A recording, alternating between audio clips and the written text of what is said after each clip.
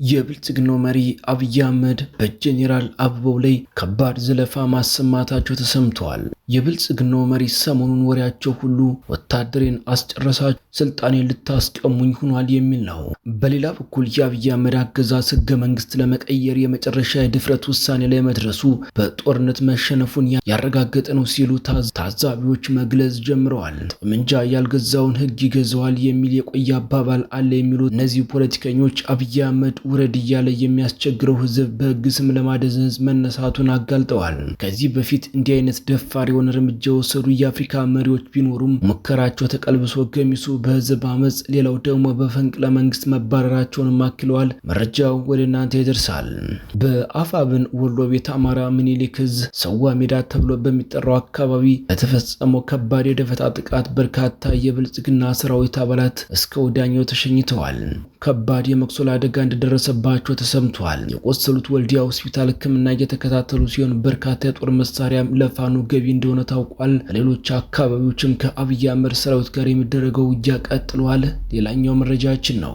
በሳውዲ አረቢያ የሱዳን አማጺ ቡድን ከርተው መንግስትን ለተቀላቀሉት ሁለት ጄኔራሎች በርካታ ሚሊዮን ዶላር ሽልማት እንደሰጣቸው አፍሪካ ኢንተለጀንስ ዘግቧል። የሳውዲ አረቢያ መንግስት የሱዳን አማጺ ቡድን በቀጣይ ለሚከዱ ወታደሮች ጠርቀም ያለ ዶላር ለሽልማት ማዘጋጀቱን አስታውቀዋል። ሁኔታው የተባበሩት አረብ ኤምሬቶችን ያስደነገጠ ሲሆን መረጃው ይፋ መሆኑ ደግሞ ሳውዲ አረቢያ ያላትን ፖለቲካዊ አቅም በግልጽ ያሳየ ተደርጎ ተወስዷል ተብሏል። እስከ መጨረሻው ድረስ አብራችሁን ከቆያችሁ ወደ እናንተ ይደርሳል። ሰላም ጤና ይስጥልኝ። የተወደዳችሁና የተከበራችሁ በመላው ዓለም የምትገኙ የሚዲያችን ቤተሰቦች እንደምን ቆያችሁን? አሁን ለሰዓቱ መደመጥ ያለባቸውን እና ትኩረት የሚሹ በርከት ያሉ መረጃዎችን ይዘን ቀርበናል። አብራችሁን ቆዩን። የአማራ ፋኖ ብሔራዊ ንቅናቄ ወሎ አማራ ምኒልክ ዕዝ የ102ኛ ኮር 12ኛ ክፍለ ጦር 6ኛና 4ኛ ሻለቃ በጋራ በሰዋ ሜዳ ሰርጎ በመግባት በአገዛዙ ሰራዊት ላይ ከባድ እርምጃ መውሰዳቸው ተሰምቷል። ጀብደኛው የ102ኛ ኮር 12ኛ ክፍለ ጦር የሰራዊት አባላት ትናንት ሰኔ 25 ቀን 2018 በሰሜን ወሎ ዞን በጉባ ላፍቶ ወረዳ ከወልዲያ ከተማ በቅርብ ርቀት ልዩ ስሙ ሰዋ ሜዳ በተባለ አካባቢ በአገዛዙ ሰራዊት ላይ ከወትሮ በተለየ ሁኔታ ከባድ የደፈጣ ጥቃት መፈጸማቸው ተሰምቷል።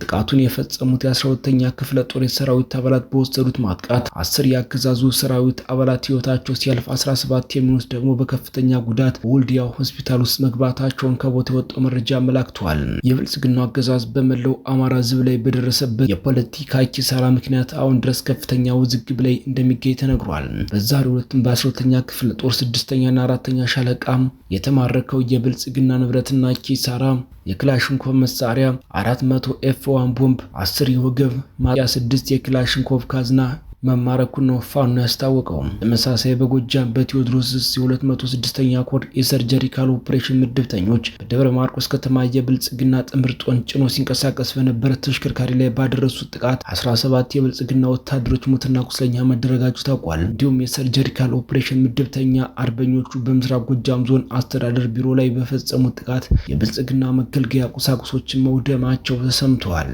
በሌላ መረጃ የአብይ አህመድ አገዛዝ ህገ መንግስትን ለመቀየር ዳር መድረሱ በብዙ መንገድ የሚያወሱ የፖለቲካ ታዛቢዎች ከያቅጣጫው በመሰማት ላይ ናቸው። እንደ ኢትዮጵያ አምባገነን መሪ ያሉባቸው ሀገራት ከዚህ በፊት ስልጣናቸውን ለማራዘም ህግና ህገ መንግስት ቀይረው ብዙዎች ስልጣን ማራዘም ሲችሉ፣ የተወሰኑት ደግሞ ገና ህገ መንግስት የጻፉበት ቀለም ሳይደርቅ ተገልብጠዋል ይባላል። ከእነዚህ የአፍሪካ መሪዎች ውስጥ የሱዳኑ የቀድሞ ፕሬዝዳንት ኦመር አልበሽር፣ የኮንጎ መሪ ጆሴፍ ካቢሊ፣ የአልጄሪያው ፕሬዝዳንት አብዱልአዚዝ እና የቡርኪና ፋሶ መሪ ካምፖሬ በየተራ ተሰልፈዋል። እነዚህ መሪዎች ሀሳባቸው ልክ እንደ አብይ አህመድ ህገ መንግስትን አሻሽለው ስልጣን ለማራዘም የነበረ ቢሆንም ገሚሱ በህዝብ አመጽ፣ ሌላው ደግሞ በፈንቅለ መንግስት የሚወዱ ስልጣን ተባረዋል። የፖለቲካ ምሁራን ጨምሮ እንደሚገልጹት መሪዎች የህገ መንግስት ማሻሻያ ላይ የሚጻደፉባቸው ዋነኛ ምክንያቶች ሀገር የመምራት አቅም ሲያጡ እንደሆነም ይገልጻሉ። በተለይ እንደ ኢትዮጵያ ባሉ የእርስ በርስ ጦርነት ውስጥ የገቡ ሀገራት መሪዎች የሚይዙትን የሚጨብጡትን ስለሚያጡ ወደ ህገ መንግስት ለውጥ በመግባት የመጨረሻ ያሉትን ሙከራ እንደሚያደርጉም በማስረዳት ላይ ናቸው። አብይ አህመድ ኢትዮጵያ ለመምራት አቅም እንደሌለው በተለያየ ጊዜ በተለያዩ መስፈርቶች ተረጋግጧል የሚሉት እነዚሁ የፖለቲካ ሊቃን ጠቅላይ ሚኒስትሩ በስልጣን ለመቆየት ያለው ብቸኛ አማራጭ ህገ መንግስት ማሻሻል እንደሆነ መልከታቸውን ይቀጥላሉ። አብይ አህመድ ህገ መንግስት የሚያሻሽልበት ዋነኛ ምክንያት የኢትዮጵያ ህዝብ ጥያቄ ለመመለስ ሳይሆን የደረሰበትን የጦርነት ሽንፈት በህግ ለማሰር እንደሆነም በመግለጽ ላይ ናቸው። የጦር መሳሪያ ያልፈታውን ችግር ህግ ይፈታዋል የሚል የአምባገነኖች የቆየ ቢል አለ የሚሉት እነዚሁ ታዛቢዎች አብይ አህመድም የጦር መሳሪያው አላዋጣ ሲለው ወደ ህግ የገባ ይመስላል ሲሉም ከባድ ትችት ሰንዝረዋል። ይህም ቢሆን ግን አምባገነን መሪዎች የአይነት አደገኛ እርምጃ ሲወስዱ በስልጣን የመቆየት እድላቸው 50 በመቶ እንደሆነም ያክላሉ።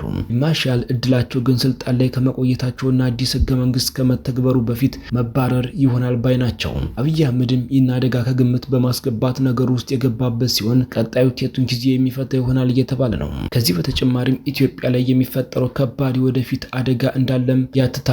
እነዚህ ታዛቢዎች አብይ አህመድ አሁን የባሰ ስልጣን ለመጠቅለል እያደረገ ያለው ሙከራ ሀገሪቱ ለወደፊት ተተኪ በማሳጣት አንድ ሰውን አገዛዝ እንደሚያፋፍም በማስጠንቀቅ ላይ ናቸው። ይህን ቀድሞ የተረዱት የአማራ ብልጽግና አንዳንድ ሰዎች የኦህዴድ አመራሮች ህዝቡን እንዴት እናሳምን ብለው እስከ መጠየቅ ድረስ መድረሳቸውንም ከስብሰባው ያገኘነው መረጃ አመላክቷል። የሀገሪቱን ስልጣን በባሰ ሁኔታ ለመጠቅለል የቋመጡት የኦህዴድ አመራሮች ግን የፈለጋችሁትን አድርጉ በማለት ለአማራ የብልጽግና ሰዎች ምላሽ ሰጥተዋል ተብሏል። ገዛ ካድሬው ጥያቄ በሚያነሳበት ሰዓት ላይ የሚገኘው የአብይ አህመድ ንግስና ግን ከወዲሁ አዚያው ቤት ውስጥ መከፋፈል እየፈጠረ እንደሚገኝ ትናንት የታየው አጋጣሚ በበቂ በላይ ማስረጃ ሆኗል የሚሉት ታዛቢዎች አልጠፉም። አመራሮቹ ስብሰባ ውስጥ ተቀምጠው ለብልጽግና ተቃዋሚ ኃይሎች መረጃውን ሲቸበችቡ የዋሉ ሲሆን ይህም በብልጽግና ቤት የመሰነጣጠቅ አደጋ በማንኛውም ጊዜ ውስጥ ሊከሰት እንደሚችል ያረጋግጣል የሚሉ አስተያየት ሰጪዎችም አልጠፉም።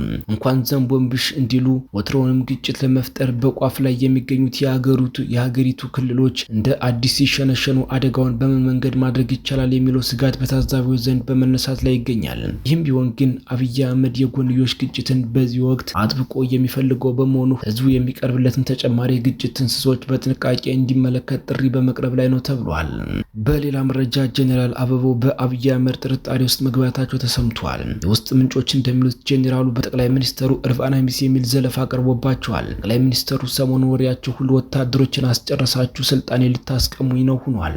የመከላከያ ጄኔራሎች የጠቅላይ ሚኒስትሩ ሰለባ መሆናቸውን የተነገረው በተለይ የአማራ ክልሉ ጦርነት ታብሎ ሲጀመር ጦርነቱን እንዲመራና በወር ውስጥ ጨርሶ እንዲመጣ በጠቅላዩ የተላከው ጄኔራል አበባው ታደሰ አብይ አህመድ ዘለፋ ዋነኛ ተጠያቂ ነው ተብሏል። ጠቅላይ ሚኒስትሩ እንደሚሉት በሚሊዮን ዶላር የሚቆጠር ገንዘብ ፈሰስ አደረኩኝ፣ ወታደር በሀገሪቱ ታሪክ ታይቶ የማይታወቅ የቁጥር ቋት ሰጥተዋችሁ ሀገሪቱ አይታ የማታውቀውን ከባድ መሳሪያ ስታጠቋችሁ የአየር ኃይል ከውጭ ሳይቀር ኦፕሬተር አስገባውላችሁ የጥቅም ተጋሪ አደረኳችሁ፣ እናንተ ግን ጦርነቱ ልታሸንፉ አልቻላችሁም ሲሉ አበባው ላይ ወቀሳ ሰንዝረዋል ነው ያሉት የመረጃ ምንጮች።